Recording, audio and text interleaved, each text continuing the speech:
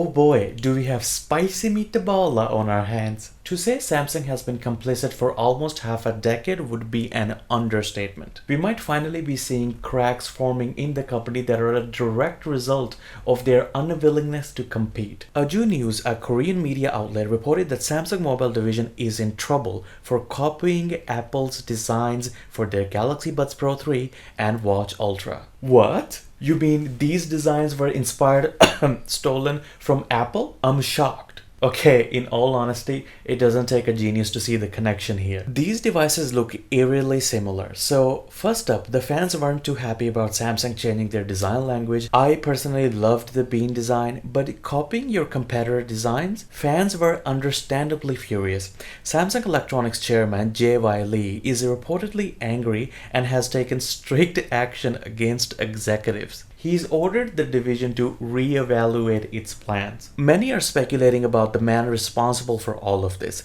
Samsung's mobile division president Roh Tae-moon. As of now, we don't know what kind of action has been taken against Mr. Roh. Now you would think that, hey, that controversy regarding some smartphone accessory, why would that attract the big guy upstairs? Well, I'm glad you asked because this isn't just one-off instance. This has been long time coming, and this design plagiarism might be the final nail in the coffin. Okay, so in 2015, it had been a few years of disappointing mobile business for Samsung. Galaxy S6 series sold well under expectations. There were two variants of that phone, Galaxy S6 and S6 Edge. They removed the SD card and didn't produce enough of the Edge variants and way too many of the standard variants. Samsung chose DJ Ko to be the president of its mobile business and deal with the underwhelming performance. Within his 5 years role at the company, we saw Galaxy S7 and S7 Edge.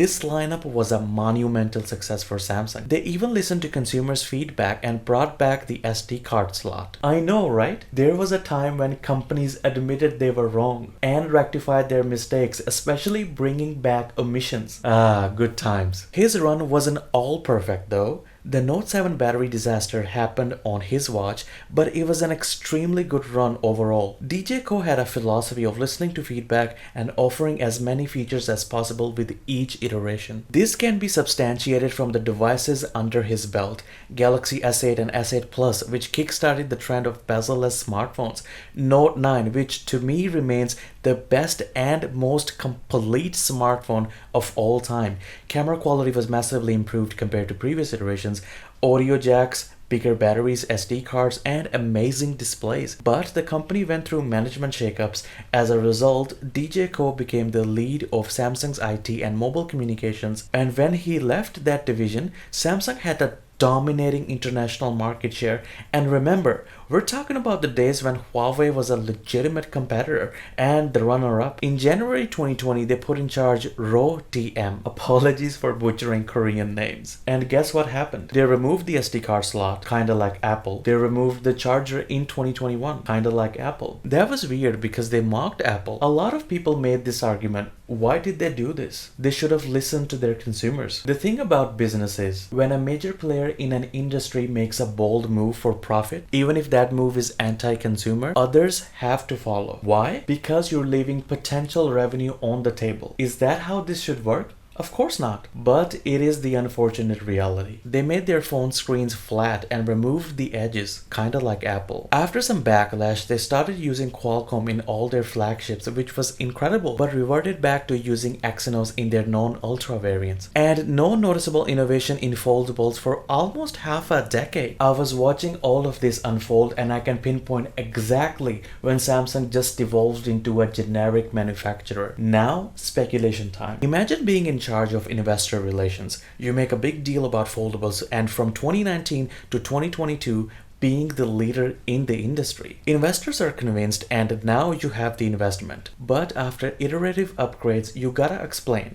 We did see an overall 35% decrease in our shipments, but please still keep investing? And coming back to the present day, Fold 6 has gotten mixed reviews at best. They've slowly abandoned their brand identity and their unique designs. If that wasn't enough, their Buds 3 Pro pre-order projections have greatly suffered because of quality control issues and are currently on hold. I know that was a long history lesson, but it was necessary to make an informed guess as to what exactly pissed off the big boss.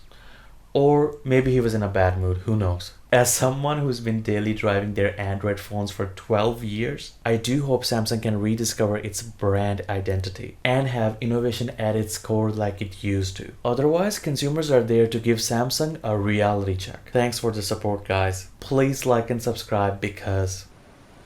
Do we have a problem here? You tell me. You want to take this outside, buddy? I would love to take this outside. Well, then let's take this outside. This is nice. Yeah, fresh air, right? This is Rogue Hat. Catch you guys later.